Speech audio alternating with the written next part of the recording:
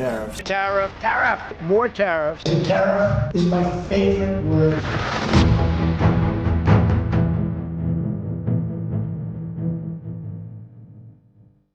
Tariff tariff અને tariff ટ્રમ્પનો સૌથી favourite શબ્દ હવે તેમના માટે જ મુસીબત બની ગયો છે.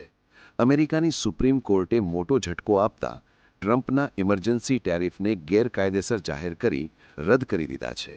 સુપ્રીમ કોર્ટના નિર્ણયથી લાલચોળ થયેલા ડોનાલ્ડ ટ્રમ્પે જજને જ દેશ માટે કલંક ગણાવ્યા છે. પણ કોર્ટે સ્પષ્ટ કર્યું છે કે ટેરિફ નાખવાની સત્તા માત્ર સંસદ પાસે જ છે, રાષ્ટ્રપતિ પાસે નથી. આટલું ઓછું હોય તેમ ટ્રમ્પે વળતો પ્રહાર કરતા એવી પણ જાહેરાત કરી દીધી છે કે તે દુનિયાભરના દેશો પર 10% વધારાનો tariff લગાવશે. Today I will sign an order to impose a 10% global tariff under Section 122 over and above our normal tariffs already being charged.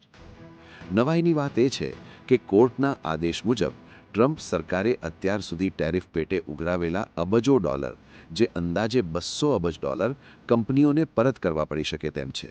જો કે ભારતના સંદર્ભમાં ટ્રમ્પે કહ્યું છે કે ભારત સાથેની ટ્રેડ ડીલ પર આની કોઈ અસર નહીં થાય અને તે યથાવત રહેશે. આમ એક તરફ પૈસા પાછા આપવાની નોબત આવી છે અને બીજી તરફ ટ્રમ્પ હજુ પણ પોતાની જીદ પર અડગ છે. તમને શું લાગે છે, આગળ શું થશે? અમને કમેન્ટ્સમાં જરૂરથી જણાવજો.